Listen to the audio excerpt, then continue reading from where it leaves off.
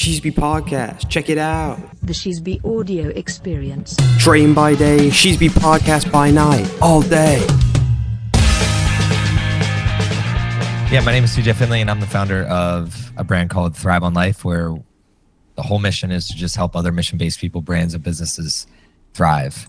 The modalities I've done that over the past have been community events, consulting, different partnerships with other brands, and today I'm really trying to do my best to bring on guests that are making an impact on the world and helping other people thrive. So on my podcast, we're about to be like 250 episodes in, so we bring on guests each and every week that I believe are making an impact in their own communities and helping the world become a better place. Yeah, first of all, I'd like to say I really love your goal, I guess, what you're trying to do, because yeah, it's very respectable, trying to help people out. What does Thrive on Life kind of mean to you?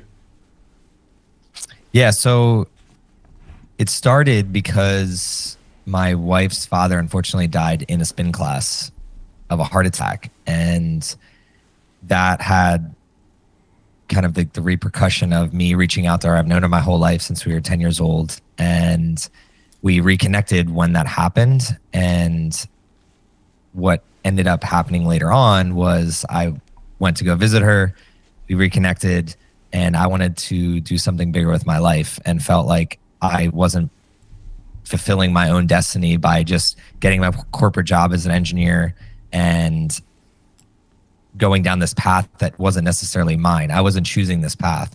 So we hit the drawing board of like, what can we create that is going to be a little bit more unorthodox in terms of the path that I was going down? And then along that, how can we inspire other people to take action on their own lives and not let their lives go by each and every day with them being unfulfilled? So one of the phrases we have at Thrive on Life is make every heartbeat count.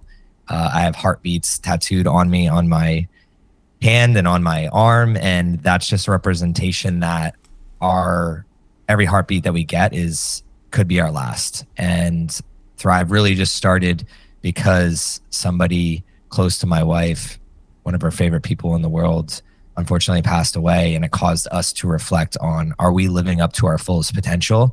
And the quick answer to that was no. And what could we create that would help other people and inspire other people to really reflect on their lives in every single moment and ask themselves, am I making every heartbeat count? Am I doing the thing that is fulfilling to me?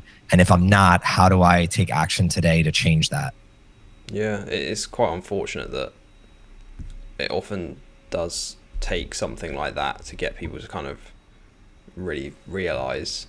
It makes me think of the quote about a man has two lives and his second one starts when he realizes he only has one. I think that's Confucius or someone from Asia, but yeah. So I love that quote. Yeah, it is really good. I think I first heard it from Naval, but so I feel like you've been impacted by Stoicism a lot, or at least it's one of those principles, right? Memento mori. Would you say you'd been impacted by Stoicism? Yeah, I wouldn't necessarily say I've studied it. I think I've been a byproduct of, I guess, the newfound trend of Stoicism, where a lot of people are talking about it and a lot of people are bringing philosophy into the light in today's world. And I think that's occurring because we've lost our path and we've lost principles and we lost moral code of what it means to be a good human being and wake up every single day and really strive to live through principles. So for me, I think it really started with sports. I was an athlete my whole life, and I've played sports since I was 3 years old, since I could walk. I'm 32 now. And what sports taught me was, I think the biggest lessons, if you show up every day and you work hard, you will get better. If you show up every day and you give yourself you take a step back and just relinquish control and you say, I'm going to come to practice and I'm going to give it my all for my teammates and everybody around me, you're going to build relationships that last a lifetime. if you learn how to lose during sports, you then learn in life how to conquer the different road bumps and mistakes that happen. Because during the season of any sport, like most of the time you're not winning every game. You're going to lose.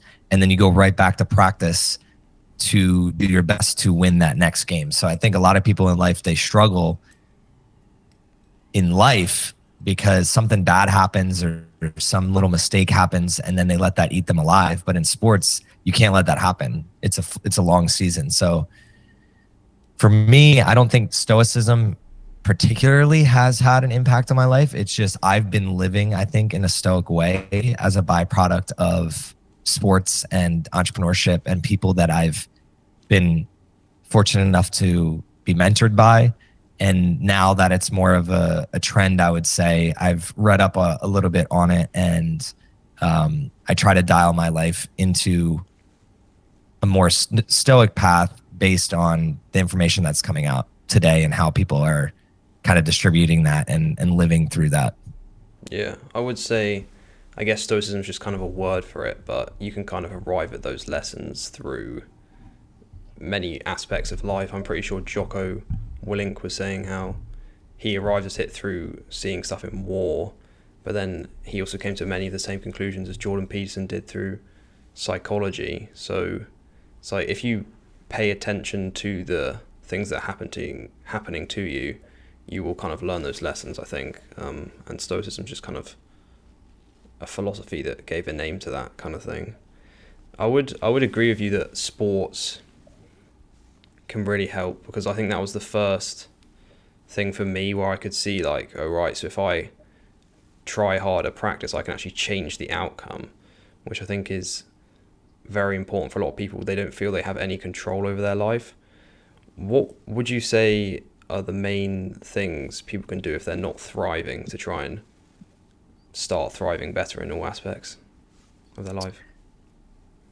I think it's more important to reflect on what's inhibiting you than any tips or tricks that I can give you. So I don't know what time you're waking up every day. I don't know the first thought you're having every day. I don't know what you're eating every day. I don't know how much you go outside every day.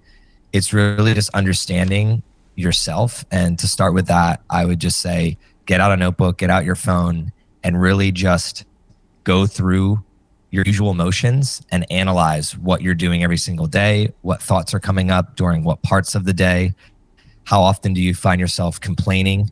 How often do you find yourself wishing you could do something else, but you can't for XYZ reasons? So a good example is, I can't do what I want to do because I don't have enough money. I can't have the girlfriend or the boyfriend because XYZ. I can't is a problem that a lot of people have. Another one is I can't until. So if we're talking like we're doing a podcast right now, I can't reach out to these other guests until XYZ happens. So if you want to get bigger name guests on, I can't until, constantly giving ourselves excuses. So it's really just reflecting on what you're doing on a daily basis, how you're going about your life. That is going to tell you kind of like the blueprint of what you've created for yourself. The next step of that is insanity is doing the same thing over and over again and expecting a different result. If you want a different result, you have to change the blueprint. So once you see the original blueprint that you have, you then can create a second blueprint with micro changes. So let's say your first blueprint is like you only get 6 hours of sleep per night. You eat fast food 5 days a week. You drink 10 alcoholic drinks a week, so on and so forth. Your next blueprint, it doesn't have to be that you cut every single thing out. It could literally be a 10% reduction, a 20% reduction, 30% reduction. Then then you reflect on what your outcomes are when you do that reduction, when you change that blueprint. And what people will start finding is when they change the blueprint of their life, the outcomes start changing. And then once the outcomes start changing and shifting into your favor, it's easy to start showing up and do the good habits and live through the good principles that we were talking about with Stoicism. Because once those outcomes start turning into your favor because your blueprint changed, It's much easier to show up every day with enthusiasm and motivation. Most people, and you hold Jocko and David Goggins and all these people talk about like, it's not motivation. That's the difference. It's discipline. Well, it's much easier to be disciplined when the outcomes are in your favor. It's not even necessarily motivation. It's easy to be disciplined now in the gym when I know the result of not going to the gym versus going to the gym. Most people just have to kick it to that point where you start seeing the favorable outcomes, and then you become disciplined enough to maintain that over a certain period of time. Yeah, I think the time delay can kind of trip people up. They expect to see instant results, and then they don't, so they get discouraged. Oh, it didn't work for me. Well, it's like, no, you just didn't do it long enough. Well, it goes back to sports. Like, if you played sports your whole life, when I was 5 versus when I was 15, I was much better when I was 15, but it took 10 years. So if you reflect on the different areas of your life where you say, okay, I've put in the effort for 10 years and it had a massive payoff, I just got to shift that over. Again, going back to a podcast. Most people quit after episode 7, right around there. They get a couple episodes in, they don't see any traction, they give up. Well, why do they expect to have traction after 7 episodes? Yeah. That expectation is what is really the root cause of I want it now. It's not necessarily society is pressuring us to have faster and faster results, but the reality is it doesn't matter what society says. If we have a good enough mindset where we set our expectations correctly, then we're never going to allow that noise to come into our field of influence. Yeah. I've got a quote here from you. It was from one of your podcasts. It was recently. The name of it was "Stop the War, but Become the Warrior." And you said, "We have a society that tries to cut corners to get certificate degrees and participation trophies instead of jumping into the arena." Like, how do you think this has kind of happened? How we've gone to a society that's kind of more chasing like short-term gratification and not willing to really go for it, I guess. You have to look at the reward system of I would call it a game. Life is a game. So when we're playing a game, let's say it's Monopoly or Sorry, there's a boost of dopamine that happens with every little thing going on in the game. Oh, I won some money, I get a boost of dopamine. Oh, I knocked this player off the board, I get a boost of dopamine. Life is very much the same. It has conditioned us to chase that quick hit, that dopamine. The reality is, if we go back to the board game, because we're viewing it as a game, we can all play the game, understand the rules, and then go on about our lives afterwards. Most people are not if they lose, they're not throwing that board game and then cursing each other out. I would say there's certain people that probably do that, but most of the time you go into the game, you know the rules, you play the game, and you move on with your life. You understand it's a game. The conflict that we have is in life. It's very much the same way in certain instances. So your career is very much a game.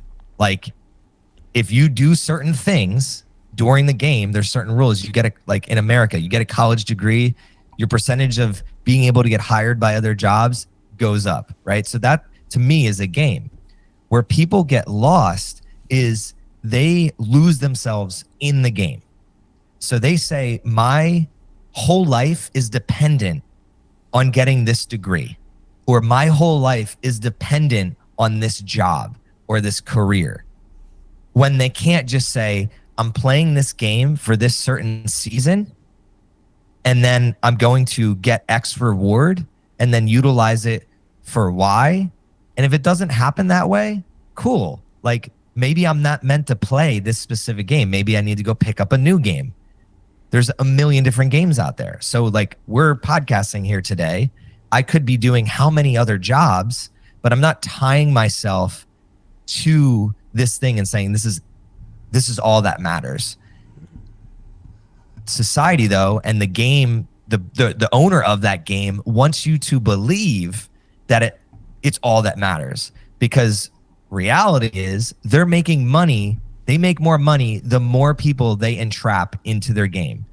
Just like an actual board game. If you have a board game, the more people you get to buy into that game and play that game every week, the better off you're going to do. Going back to college, that's one of the ways. The more people we convince that need this degree, the wealthier that the college gets. It's not about learning and education. It's about convincing people that they need the learning and the education from our specific school so that we can become wealthy. As soon as somebody reflects and breaks that, they can say, you know what? I'm not going to school because they have tricked me into believing that this degree is necessary. I'm going because I have access to the library. I'm going because I have access to fraternities and sororities. I'm going because I have access to clubs and sports. I'm going because I have access to technology that I wouldn't have if I just sat on my ass at my house. You see the conditioning there, the difference in how I'm showing up to that school versus I'm showing up. I need to study 12 hours a day. I need to get the certificate, and then I need to get the job. Much different view. One person is playing the game. One person is being played by the game. And that's the two different types of people we kind of have in society. Those that are understanding of, okay, everything that we're doing is kind of just a game, and I need to leverage this game for my path that I'm trying to set on, or this game is controlling me and I don't have a path. They're dictating it. That's why I think the same with people who get annoyed that they have problems in their life. It's like, it's just levels of the game. Like, if there were no problems, it would just be boring. But you've got to, it's a very important mindset shift, I think, like, to learn from the problems, the challenges, and then you get past that, and there's probably going to be another one, but that's kind of the point, right? I mean, I would challenge that those people probably play video games at some point in their life, right? And they love the games that are challenging to them. But then when it comes to their life, they don't like that. It's very interesting to look into the psychology of the human mind. It's like they'll sit there and they'll solve problems in a video game. But then if there's anything hard that happens in their own life, they question why that's happening when instead they can just view their life as the video game. That's much more fun for me to view it that way. It's like, oh, what is this challenge? What am I unlocking? What is this challenge trying to teach me? Like, and then they have video games where you get like different level ups and power ups, maybe physical power ups or mental power ups, or you unlock a scroll, unlock some new knowledge, going back to like Zelda. It literally is life. That's just life. Sometimes you get the mental power up, sometimes you get the physical or the spiritual, and sometimes you get your ass kicked by one of the bosses, and you got to learn to come back and fight again. That's really what I meant by like creating warriors. Like there's a famous saying, like, I'd rather be a warrior in a garden than a gardener at war. It's so dead on for today's world. Like we have so many, like if this world really started getting hard, we would have so many gardeners going to war. Like they would have no clue how to fend for themselves. Versus it needs to be the opposite. It needs to be people that can fend for themselves and can be leaders and provide for society, yet they're making sure that they're doing it in a controlled way and controlling their emotions and bringing positivity to each and every day. Yeah, this is good. I know you spoke at Facebook, right? And there's another big company. I don't know if I got the name. Is Atlassian? How did you end up doing that? Because can you kind of speak me through the journey of how you went from, okay, I want to start something, to speaking at Facebook? Because that's quite a big difference, right? Yeah, so what was funny about my journey is I went to the corporate path, and then a lot of people questioned me leaving the corporate path, and then I ended up speaking at different corporations about how they can become better individuals and show up better for those corporations. Easy saying, your network is your net worth. That's how I ended up having the opportunities to speak. Every time that I have a chance to speak, I take it with immense gratitude. And most of the time, I would say 99% of the time, it's because somebody has seen me or has a referral or has met me at a coffee shop and wants to extend the opportunity to me. I've built that trust with them. So network, you don't want to just spray and pray with your network. You want to build trusted relationship with people, and trust is built off of, do I show up in a way that I say that I'm going to show up? So if I say that I'm going to help you do X, do I actually fulfill that result? And I pride myself as being somebody that focuses on results and outcomes and helping people get the results and outcomes that they want, and making sure that we're aligned. Because a lot of times people will sign up to help other people get results and outcomes that aren't necessarily aligned with who they are. If you show up and say, I will help you in your life in XYZ manner, and I'm really aligned with that outcome. So like, let's say I am helping other men in their relationships with their wives, with their communities, with their fitness. This is something that I consider myself somebody who has been through trials and tribulations in those arenas. And I have learned how to unlearn the bad habits and integrate new, better habits into my life. So I feel confident that I could help another male do that. Could I help another female do that? Not as well, because I'm not a woman. I don't know what it's like to be a woman. I know what it's like to be a man in 2023. So I feel like I can help other people in that arena, and I can get them the results and the outcomes that they want to have. Therefore, I build trust with them. Therefore, I build a stronger network. Therefore, I get asked to do these opportunities where I get to speak to different people, businesses, brands, corporations about different topics that I have qualified myself for through living through. Yeah, I think trust is a key like value, and I think it really does like compound over time. Takes 20 years to build it. One fuck up to mess it up. Yeah, that's a good quote. So you're full time on Thrive on Life, right? Yeah, so I'm a full-time entrepreneur. I work on my podcast, my YouTube, and then I help a couple other businesses. I'm invested in a couple businesses as well.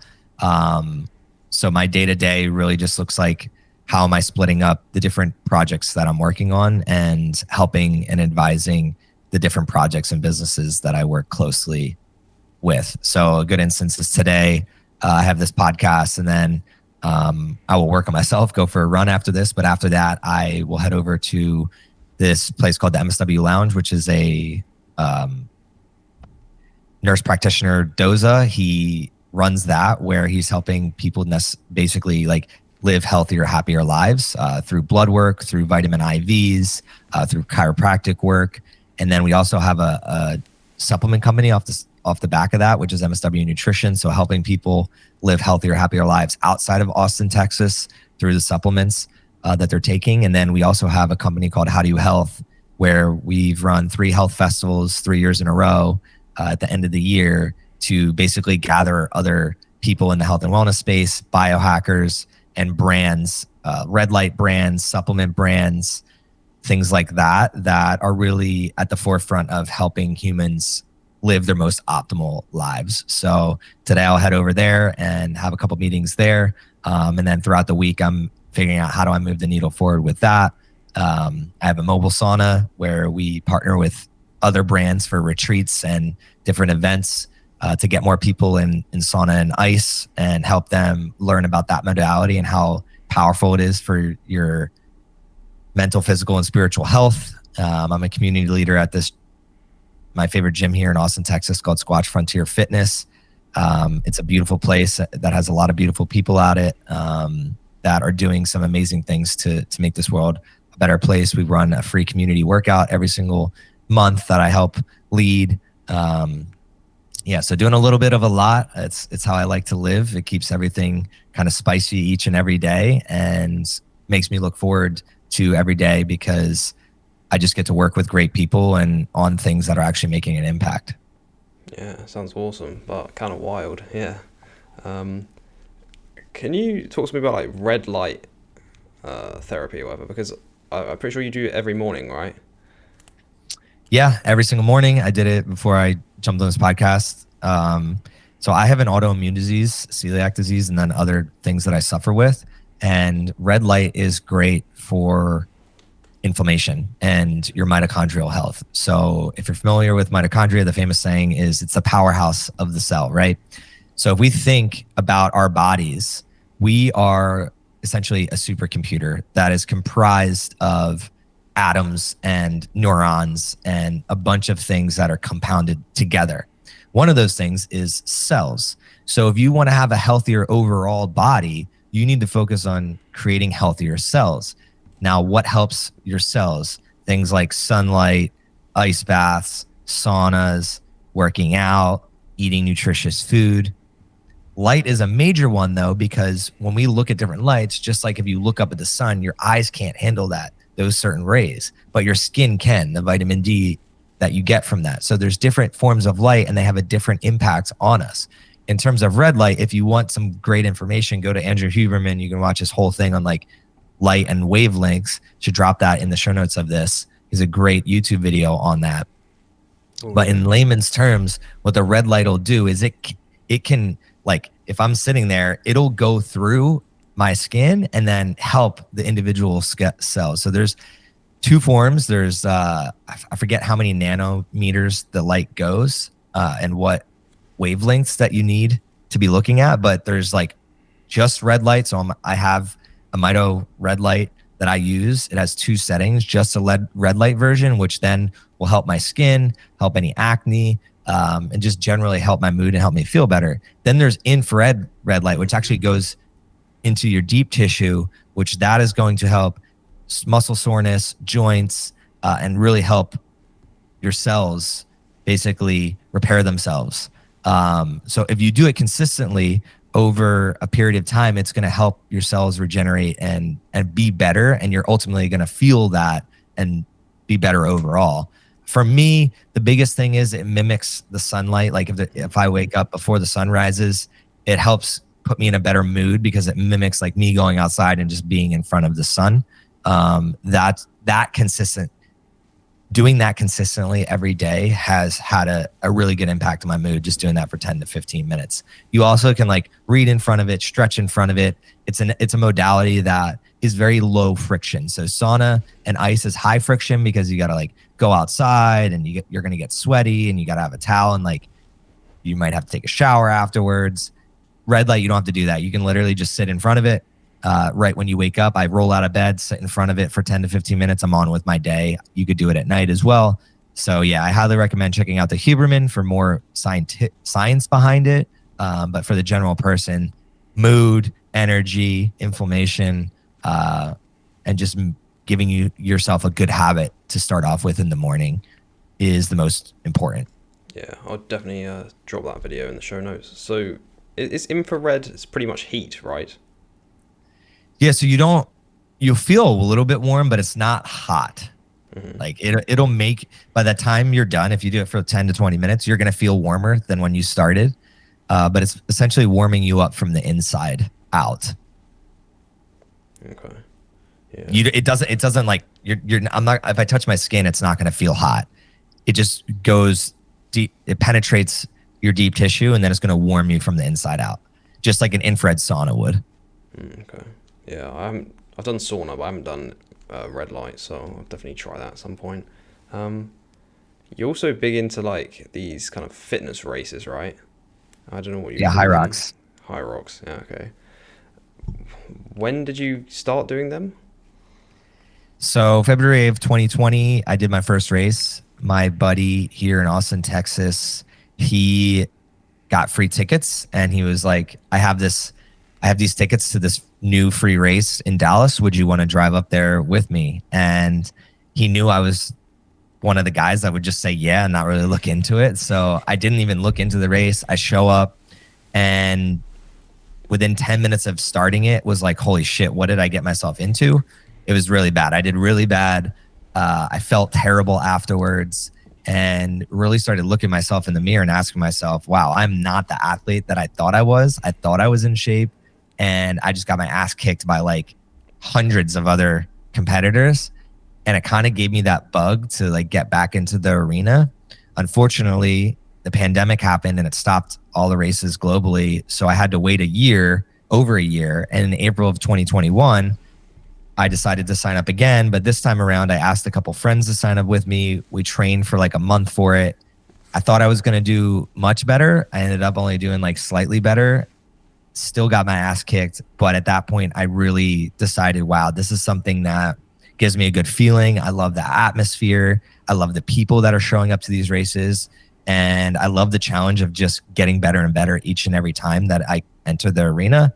So this past weekend, I just completed my 10th race and ran doubles with a lifelong friend of mine. And we hit our goal of breaking 1 hour, which is a pretty big feat in a race like that. So we broke an hour, and today it really just exists as a staple in my life because it forces me to just be better in all areas. It forces me to get better at running, better at strength, better at recovery, and all those parlay into my everyday life of how do I be a better husband, a better future father, a better friend, a better family member, because I'm challenging myself every day to be a better man.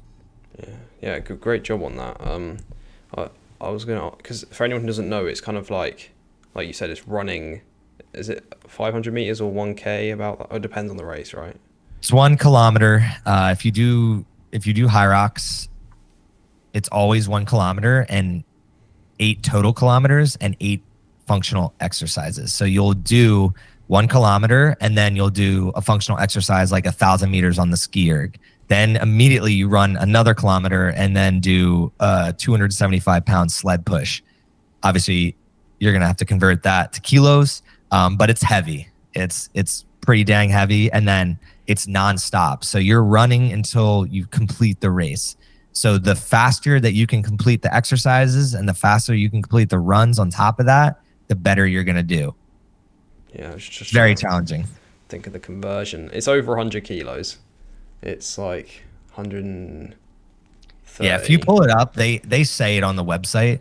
I don't know what the kilo version is, but it's, yeah, the sleds are 200 to 300 pounds that you're pushing and pulling. If you do pro, they're over that weight. So there's different classes that you can compete in. I do doubles now because it's more fun. I like getting to do it with other people. I asked different friends to do it with me. So I used to do singles and competed in the world championships for that in Las Vegas last year. And then now I'm really trying to just improve my friendships and really get a good kind of exercise in that day when we show up. So nice. Because you mentioned you were always into sports from like 3 years old. What other sports did you do? Because that's only been recently, right? But you've always been into sport. Yeah, so when I was younger, I was a 4-sport athlete. I played soccer, hockey, baseball, and basketball. And then as I got older in America, they force you to kind of like pick one sport because that gives you the best chance to be recruited. So my soccer team at the time, I was like 13, 14. My soccer team was the best team that I was on. So because I liked winning, I kind of just picked that sport and went with that sport and ended up playing in college and then helping to kind of like scale this soccer fitness company called Sphere from Houston to Austin. This was like 4 or 5 years ago. It's still running today. And then eventually I was just like, I kind of want to do other things and really learn more about myself. And that's where like the pandemic happened and I got into running because it was one of the things that I could do just by myself. I could just leave my front door. And that's where like Hyrox fit that build of I like to be strong and fast. And that's where I do Hyrox. And today, like I also have the goal of running an ultra. Going to do that in December. So a 50-kilometer ultra, and just keep pushing the needle forward on what I'm capable of. Yeah, this is great. So 50K. How far have you done so far? Like highest distance run? 13 miles. So a half marathon. So this will 50K's double that pretty much, like a little bit more than double. So a marathon is 26 miles. A half marathon is 13 miles. A 50K converted to miles is 31. So I'll be doing 5 more miles than double what I've done. But I've also competed in a relay race where I did 26 miles in a day. We started at 3 a.m., 4 a.m., and then we ran 150 miles. And we got there at like 11 p.m. So it was an all day thing in a van, and you had 6 different people running their different legs each time. Wow. 3 a.m. to 11 p.m. That's quite... Yeah, it was a long day. I can imagine, yeah. What does the training look like for a marathon? Like, have you started training? I guess you're always training, but like anything you're going to change up specifically for that? Yeah, I need to... physically is what's going to be harder. Like mentally, I know I can do it. But I don't want to... I want to reduce my chance of injury. So for an ultra, because I'm doing it through the woods, like, and I'm not trying to win, I don't necessarily need to run as much as other people I would say need to run. I just need to probably add in some 20-mile runs, probably a couple months out. So that's where, if I'm doing in December, probably around August, September, I'll start adding in longer runs to my training. So I'll do the exact training that I'm doing now, where I pretty much run and lift in the same day. What I'll be doing in the future is I'll dedicate just the day to running a really long distance. And I'll do that probably 4 to 6 times a month. On top of that, I'll probably increase my daily runs by a mile, 2 miles, 3 miles during a month or two out from the ultra. So if I'm doing 3 miles per day or 4 miles per day before the ultra, I'll probably start doing like 6 miles, 7 miles a day. That way, just getting my legs ready for 5 hours of running. That's probably what it's going to look like. Yeah. So you say do you lift and run every day, or just when you do train, you train on the same? I pretty much do it every day. But I'm very conscious of like speed, cadence, how heavy I'm lifting. I tend to lift heavy 2 or 3 times a week. And when I do those days, I'm just doing recovery runs. So I'm running pretty slow. It's a slow jog. I throw a podcast in, and I'm only focused on the lift that day. The running is more just to get the sweat going and to get my cardio in. And then other days I will do more hybrid workouts, and my run is the focus. So my run will be 5 miles, and then my workout is more of just like mobility and tuning up some of the exercises that I do for Hyrox, and tweaking a couple of things that I'm doing in my programming. But generally it's like lifting heavier 2 to 3 times a week, and then running a little bit harder 2 times a week. And then I just basically stack my days based on which one I'm weighting more. So whether I'm weighting my run more or I'm weighting my lift more, that's what'll decide how hard I go on the other one. And then I try to do sauna and ice at least 3 to 4 times a week. And saunas at these points, it's probably like 5 to 6 days a week I do a sauna. Nice. Yeah, because I was about to ask you about that. You mentioned recovery before, and if you're doing all of that, then you are going to need to be focused on your recovery. So is there anything else you do apart from sauna, ice, and red light? I guess that's quite a lot. But I drink a lot of electrolytes, so a lot of salt, magnesium, potassium. I walk a lot, so typically with my wife, we'll go on a half an hour to 45-minute walk after dinner. I consider that recovery. I write a lot. I consider that recovery as well, like doing a lot of writing, whether it's in a journal or on my notes on my phone or my email newsletter.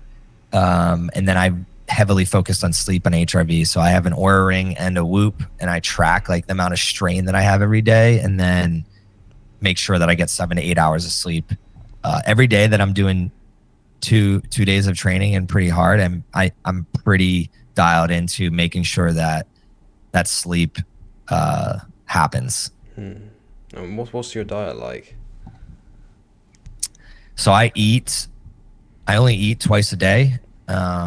I fast until about, well, I call it more time restricted eating. I restrict my eating until probably 10 or 11 a.m. I'll eat my first meal be done that by like noon or 1, and then I eat again at like 5 p.m. to 6 p.m. That's similar to what I do. Yeah. But do you eat like a lot of meat? I don't know. I feel like a lot of people in Austin do that.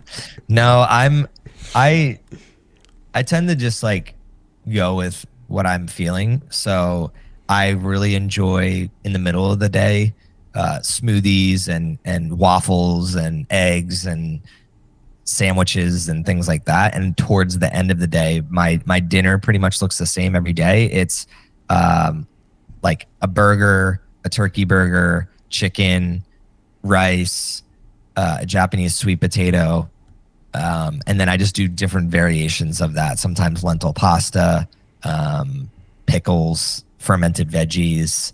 Yeah, it's pretty dry for the average person. Not the food being dry, but pretty Similar. just It similar saves a every lot single of day. brain power though, like decision fatigue and all that, you know. So Yeah, I mean, I try to keep it as simple as possible. I literally get organic mustard and organic honey, and I make my own pretty much honey mustard, and then I put that on salt, pepper. I have a Traeger grill that I cook on a lot that has different flavors to smoke with.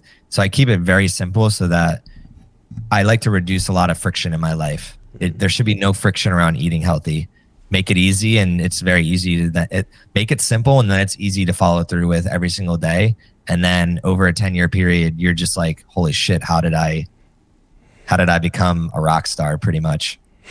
yeah, I have this kind of, I guess, stereotype in my head of like, what I'm sure this isn't the case, but a lot of people I know in Austin, Texas, have like, they do sauna, they do cold, they usually eat like a lot of meat, they usually have a podcast, they're usually like entrepreneurs. Like, is it like that? Are there a lot of people like that, or am I just completely wrong?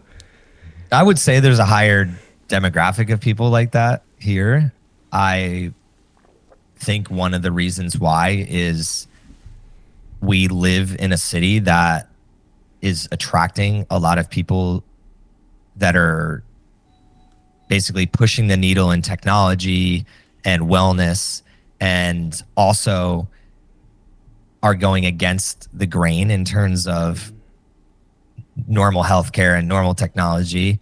A lot of people that are drawn here are drawn here because of the innovation that's happening. And the reality is, in America, unfortunately, the healthcare system is broken, and most people are just eating ultra processed foods every single day, and they just don't even know. Like, there's no one there in their immediate circle that is telling them this. In Austin, it's different. The focus is on farm to table. It's like it's a culture that really is focused on getting sun, getting your movement in, and putting that higher than like work. So it's easy to run into people and bump into people. Now, you mentioned a lot of meat eaters. If you want to look for it, there's a lot of vegans in Austin too, and there's a lot of like plant-based people in Austin. So it's not necessarily one way is better than the other. I'm the type of person that only your gut is going to tell you what you enjoy. Do your blood work. Your blood work is going to have a massive indication of what is best for you. But what I've seen from data is those that eat meat have better blood work. They're absorbing more nutrients. That's just a data point that I've seen. So I kind of take the stance of, I'm going to do my own blood work. I've tried every diet under the sun pretty much as being a guinea pig. And what really works for me is focusing on eating a protein, a carb, and a fat in both my meals. So for both meals throughout the day, I'm eating a lot of protein. I get the healthy fats in, and I get my carbohydrates in for my training. And I really just focus on that, and I don't overthink it. I don't like to bucket myself in, oh, I'm a meat eater. Well, what happens in 10 years when like it comes out that like that's bad, or there's some new thing, right? So like, I never like to bucket myself. I just, in math, there's the saying n equals 1. What I do isn't what everyone else should do, and vice versa. I get my own blood work. I track my own sleep stats. I track my own strain stats. And then I make the best decisions for my life based on those results. Yeah, I think like as long as people are being intentional and like getting rid of those ultra processed foods, like you said, like everyone's heading in the right direction. It's just gotta keep testing things and actually measure, because a lot of people don't measure, and then so how do you know if it's getting better, right? Yeah, you don't. And like if I tell people to just go eat meat and then they eat shit meat, like non-quality meat, it's not going to help their life. So there has to be a metric to things. And same thing with vegetables. Like, yeah, a lot of vegans, they'll replace meat with ultra processed foods. That is not going to help you. So it's really just reflecting on like what is the best food in each arena. So if you're looking at meats, like what's the highest quality meats? If you're looking at fats, what are the highest quality fats? If you're looking at carbohydrates, what are the highest quality carbohydrates? I have come to the conclusion that if you mix all three of those together, the highest quality of all of them, this is going to be a great world. It's going to be great for you. Yeah. Like stop fighting for one way or the other. Just like take a more high level approach. Yeah, there's definitely too much dogma in these communities. It's like, no, this way's better, this way's better. It's like, if it's working for them, just like leave them, you know? Fear sells, just like sex sells. So if they make you afraid of one side, they're going to make more money off of you. Yeah. Were there any like major beliefs or kind of habits that you had that were preventing you from thriving on your journey? Any like key ones? It's a great question. There was many of them. I mean, I think one that a lot of males struggle with early on in their lives is I have to know it all. Right? So even if I didn't know what I was talking about, I acted like I knew, and I would argue and I'd be stubborn. Also, another thing that I think society conditions us with is it's me or you. Meaning when we go to school, we don't get to help each other on our tests. Right? We literally have to take the test on our own. And unfortunately, schools do a bad job of teaching us about reality, which is you get to take the test with other people. So the better you get at building teams and surrounding yourself with higher quality people, the better you're going to be. So earlier on, I was only focused on like, what were my grades? How am I doing on the field?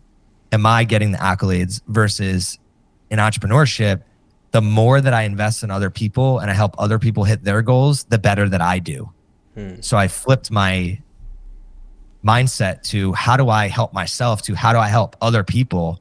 And when I help other people, one, I feel great, but two, the outcomes of that, or more people tend to then help me and help me get to where I'm trying to go. So there was a lot of mindset stuff that kind of like shifted for me as I got older and moved more into the entrepreneurial space than the traditional go to school, show up to your desk kind of environment. Yeah, it reminds me of Naval Ravikant talks about zero-sum games and positive-sum games. And it's like in school, it's like for you to go up, someone else kind of has to go down. But then in life, if you help people, then they'll help you and you can both win. If you read Simon Sinek's book, The Infinite Game, that's like, it describes it directly. I shifted from zero sum to infinite. Yeah, Naval also talks about like long-term games with long-term people and how the compound interest in the relationships really starts to pay off, and it makes sense, but unfortunately it's not really like that. So if you wouldn't work with somebody for a lifetime, don't work with them for a day. That's kind of his motto, his decree, and he shapes that in investing and everything, how he goes about life. I'm sure you've read his book, The Almanac of Naval Ravikant. Yeah. So it's one of my favorite books. Yeah, I flew through that the first time. I was like, this is so good. It just keeps coming back to it. I bring it everywhere I go for the most part. He's a great thinker of our time. You seem to not be a massive fan of the current kind of system. So I know you have a son coming soon, like 1 or 2 months. How do you plan on bringing him up? Do you want to send him to school, or? It's funny you asked that. I've already looked into like kind of preschools and things like that. First step is investing a lot of time myself into him. So figuring out what my schedule is going to look like so that the first year of his life, first 2 years of his life, I have more free time to invest into him. And then once he gets to the age of like, we want to socialize him obviously and have him be around other little kids. There's nature schools here in Austin, Texas. So I want to send him to a nature school to start off with, where they're going to be outside and they're going to learn a lot more about like The real world. hands-on methodologies. I haven't thought past that because I know the world's a changing place and there's a lot of other people working on this issue right now. So I just have looked through like the next 3 years. I kind of know the plan for him.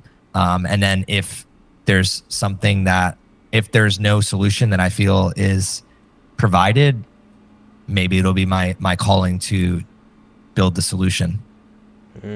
Yeah, I mean, we've got 3 years to figure something out. So yeah, I'm in no rush. And fortunately in today's world, like with the internet and things like that, there's so many opportunities for him to learn and for me to get him involved in a more unorthodox way. But the plan is not to send him and future kids just the same path that I went down. yeah. What are your current like future goals for like Thrive on Life or other areas?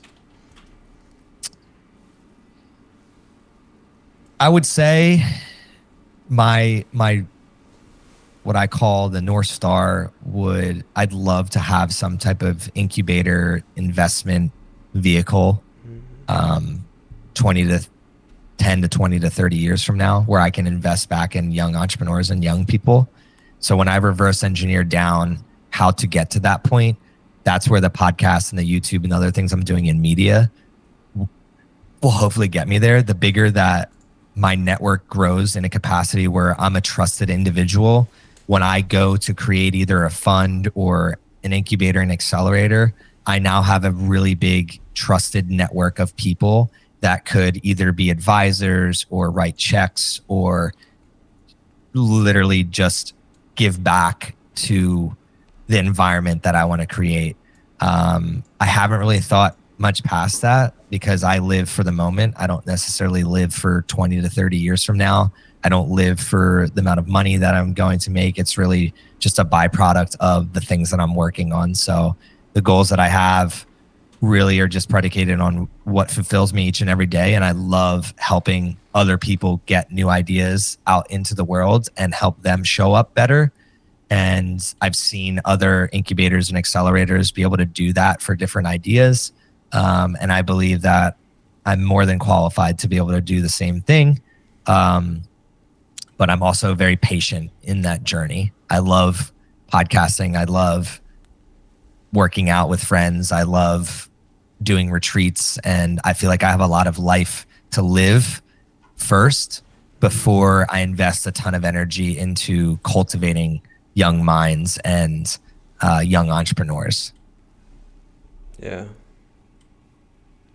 That's nice. Yeah. I like how you just seem so genuine about trying to help other people, which I think is just amazing. We need more of that. It's easy to do when you realize like death is on the front door. Yeah. Like nothing feels as fulfilling as me getting a text from somebody that tried an idea or asked a girl or a guy out. Like nothing, money, like when money hits my bank account, there's no feeling. It's just a thing. It's like you stare at a number. But when you see someone smile or you feel their hug or like you hear them laugh, I think laughter is one of the purest things in this world. Like if you hear a kid laugh, how often they laugh versus how often an adult laughs, it's sad to me. So I just look for purity in the world, and that's what helps me. Okay, like what brings more purity and more fun and more joy handing somebody $100 bill doesn't do it.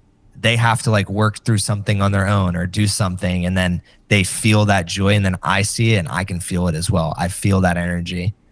So that's really what, because people have asked me in the past, like, how do I show up in that way? Or they've said what you just said. But the reality is, like, I think about death a lot. I've been in pain. I've questioned my own life. And nothing has ever felt as good as when I just wake up every day and find people to hang around that bring joy and positive energy and a love for life and their community. Just nothing ever feels good. So I seek that, and when you seek that and you surround yourself with that, it's very easy to show up in a genuine and authentic way. I listened to the Valentine's Day podcast this year with your wife. Wife, right? You're married. Am I getting that right? Yeah. You seem to be like, you seem to work well together. Like, you're really open with each other, and like, you seem to have like been able to deal with the problems that have come up, like, clearly, without trying to like hide anything. What do you think is important to help like a relationship thrive?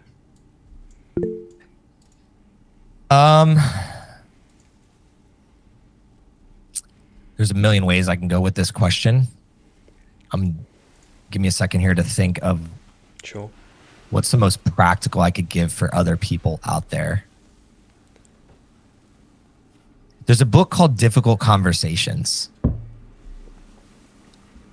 Going back to this whole conversation of systems and society and how it hasn't really conditioned us to thrive, one of the areas that it has not helped us is most people cannot have a difficult conversation without losing their cool. Myself included, up until a few years ago. We get so bent out of shape if somebody has a different view than us, or if they question a way that we're doing something, rather than taking a more high level objective view at it and say, is there some truth to this? If there is some truth to it, what does that look like? For any relationship, you're not always going to agree. You're not always going to love each other in the moment. What I mean by that is, I'm in love with my wife. I always will be, because I work at it.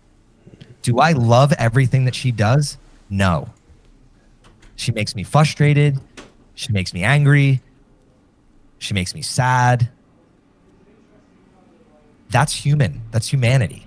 I do the same to her as well. And when I reflect and I know that I do the same to her, I give her grace in every moment. I reflect, and then we have conversations, difficult conversations, on how do we come to an agreement and do better.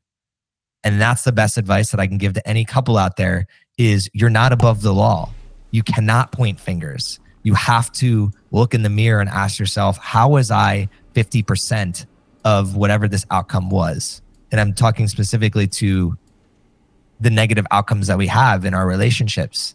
We get in arguments, we get in fights, we get in these little moments where we're tired and we're hungry and we don't always show up in the way that we want to show up. That's not the problem. The problem is, what do you do once that happens? Are you the type of person that has complete ownership and says, you know what, I fucked up, I want to be better for you?